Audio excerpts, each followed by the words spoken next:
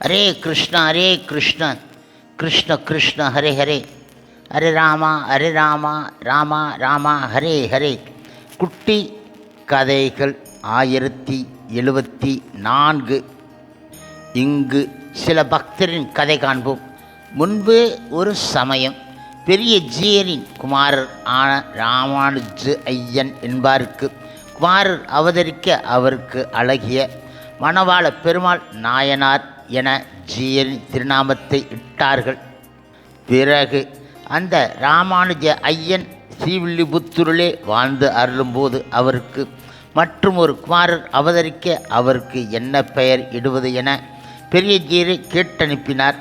ஜீயரும் ஸ்ரீவில்லிபுத்தூரிலே பிறந்தவருக்கு என்ன பெயர் இடுவது, பெரியாழ்வார் என இடச் சொல்லுங்கோள் என்று சொல்லி அனுப்ப அவரும் அது போன்றே இரண்டாவது குமாரருக்கு பெரியாழ்வாரையன் என்று திருநாமம் சூட்டினார். அந்த இரு குமாரர்களும் வயது வந்ததும் பெரிய ஜீயரின் திருவடிகளை அடைந்து ஸ்ரீரங்கத்திலே இருந்தார்கள். அவர்கள் மூத்தவரான அழகிய மணவாள பெருமாள் நாயனார் என்பார் பெரிய ஜீயரிடம் பிரியாது அடிமை செய்து கொண்டு நிழல் போல் இருந்தார். அதனால் களிப்படைந்த பெரிய ஜீயரும் அவருக்கு விசேஷ கடாட்சம் செய்து அவரை சமய நிர்வாகம் செய்பவராக ஆக்கி அருளினார். ஜீயரை சார்ந்தவர்கள் அத்தனை பேரும் தங்கள் குமாரர்களுக்கு ஜீயர் திருநாமத்தை அழகிய மணவாள பெருமாள் நாயனார் என்பதே இடுகையால் அவர்களின் ஜீயரின் திருப்பேரானரை தனியே தெரிந்து கொள்வதற்காக அவருக்கு ஜீயர் நாயனார் என வழங்கினார். ஜீயர் நாயனாரும் விளக்கி ஏற்றின பெருவிளக்கு போலே பிரகாசித்தார்கள்.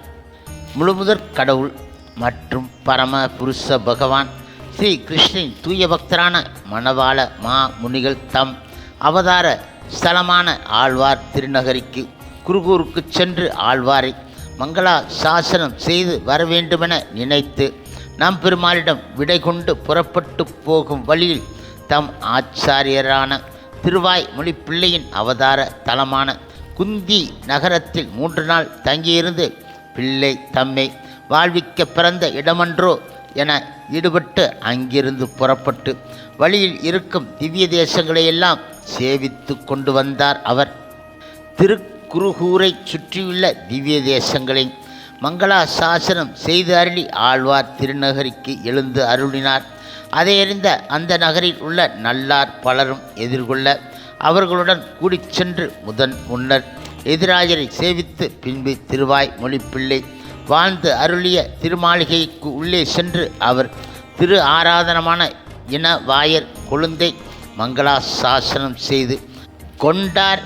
அவர் அதன் பின்பு யாக்கியான மண்டபத்தை வணங்கி தம்மை அங்கீகரித்த இடமன்றோ என ஈடுபட்டு போந்து சன்னதிக்குள் சென்று நம்மாழ்வாரை சேவித்து பின் அவர் வணங்கும் தெய்வமான பொழிந்து நின்ற பிராணையும் சேவித்து மடமே எழுந்து அருளி சில காலம் வாழ்ந்து இருந்தார். அவர் அக்காலம் பல பெரியோர்கள் மணவாள மா முனிகளின் பெருமையில் ஈடுபட்டு அடிமை ஆனார்கள். அவர்கள் அங்கு திருவாய் மொழி முதலான அருளி செயல்களுக்கும் இரகசியங்களுக்கும் அர்த்தம் அருளிக்கொண்டு எழுந்து அருளி இருக்கையில் ஆச்சாரி ஹிருதயத்தில் சில இடங்களில் பொருள் விளங்காதிருக்க அதை பெற்றார் என்பவர் இடத்து ஆச்சாரி ஹிருதய அர்த்தங்களையெல்லாம் நன்கு அறிந்தவரான திருநாராயணபுரத்தில் இருக்கும் ஆயிடம் அறிய வேண்டுமென ஆழ்வாரிடம் விடைகொண்டு திருநாராயணபுரத்துக்கு பயணமாக எழுந்து அருளினார்.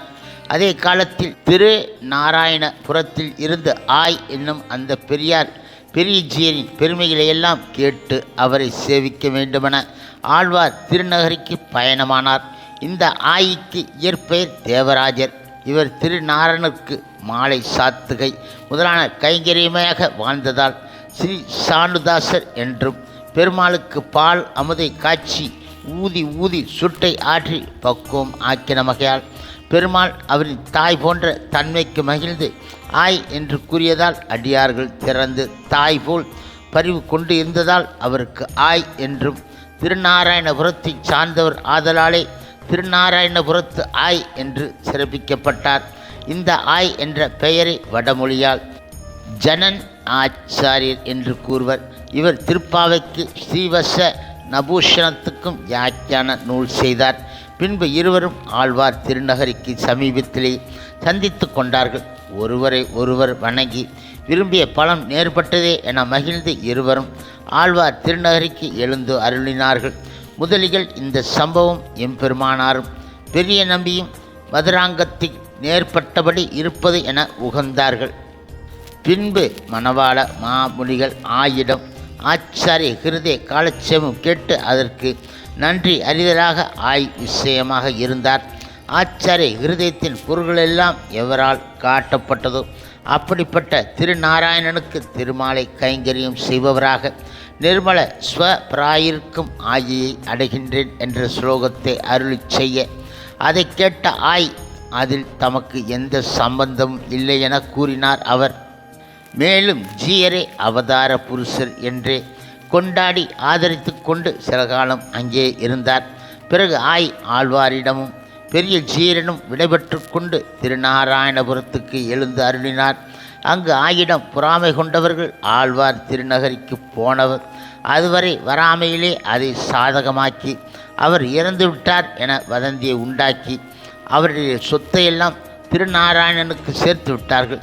அந்த இடத்துக்கு எழுந்து அருளிய போது இதை அறிந்து அபிமானத்துக்குரிய இவற்றை அங்கீகரித்து அடியேனிடம் அபிமானம் கொள்ள பெருமாள் நினைத்தமை இதனால் நன்கு விளங்குகிறது. என்னே அவன் திருவுள்ளம் என மிக மிக உகந்து திருநாராயணனுக்கு மாலை கட்டி சமர்ப்பித்து கொண்டு இருந்தார் அவர். ஆழ்வார் திருநகரில் மணவாள மாமுனிகள் காலட்சேபங்கள் அருளி செய்து கொண்டு இருக்கையில் அநேகர் அவர் திருவடி சம்பந்தம் பெற்று உய்தனர். இந்த பெருமையை பொறாத சிலர் ஒரு நாள் இரவில் மணவாள மாமுனிகள் உறங்கும்போது அவர் இருந்த குடிசைக்கு தீ வைத்து விட்டார்கள். அது கண்டு பெரியோர்களெல்லாம் சுவாமிக்கு என்ன வருமோ என வயிற்றை பிசைந்து கொண்டு இருக்கையில் மணவாள மாமுனிகள் தம்முடைய நிஜரூபமான பாம்பு வடிவத்தோடு எல்லோரும் காணும்போது எரிகின்ற வீட்டிலிருந்து வெளியேறி புறப்பட்டு மற்றவரோடு தாமும் கலந்து நின்றார். எல்லோரும் ஆச்சரியப்பட்டார்கள்.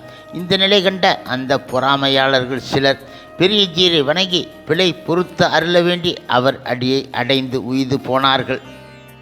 இப்படியாக நெருப்பு இடப்பட்ட செய்தியை அறிந்து அந்த சாதியான அதிபதியான ராஜா அந்த செயல் புரிந்தவரை கண்டுபிடித்து தண்டிக்கப் போக அதை தடுத்து அவர்களை ஜீயர் மன்னித்து அருளினார்.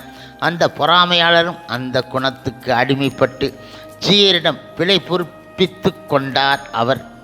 பின்பு அந்த தேசத்தை நிர்வகிக்கும் ஒருவர் ஜீயரின் பெருமைகளை அறிந்து அவர் திருவடிகளை அடைய ஜீயரும் அவரை அங்கீகரித்து திருவிளச்சினை முதலானவை அளித்து அடிமையாக்கி கொண்டு அவருக்கு சடகோபதாசர் என பெயரிட்டு மேல் நிலைக்காக 3 பங்கும் இங்கு நிலவ 1 பங்குமாக பாரமார்த்திக விஷயமாக 3 பங்கும் லௌகியத்திற்காக 1 பங்கும் செயல்பட்டு வாழ்ந்திரும் என அருளி அவரை கொண்டு காளமேகன் திருமண்டபம் அழகிய மணவாளன் திருமண்டபம் முதலான கைங்கரியில் செய்தார் அவர். பிறகு திருநகரில் இருந்து புறப்பட்டு திருக்குறுகுடிக்கு எழுந்தருளி அங்கே திருவேங்கடமுடையான் என்கின்ற பிராமணரை சிஷ்யராக்கி அவருக்கு திருவேங்கடதாசர் என்ற திருப்பெயரிட்டு கோவில் கைங்கரிலே பணிந்து பின் நின்ற நம்பி, இருந்த நம்பி, கிடந்த நம்பி, திருப்பார்கடல் நம்பி, மலைமேல் நின்ற நம்பி என்ற 5 நம்பிகளுக்கும் கற்பக்கிரகம் மண்டபம் முதலான கைங்கரியில் செய்து அருளி சேவித்து கொண்டு இருந்தார். பிறகு அங்கிருந்து புறப்பட்டு திரு அரங்கம் சேர்ந்து அழகிய மணவாள பெருமாளை சேவித்து கொண்டு முன்பு போல வாழ்ந்து இருந்தார் அவர். ஹரே கிருஷ்ண ஹரே கிருஷ்ண கிருஷ்ண கிருஷ்ண ஹரே ஹரே ஹரே ராமா ராமா ராமா ஹரே ஹரே. சில பிரபுபாதரின் சேவையில் இஸ்கான் பக்தர்கள்.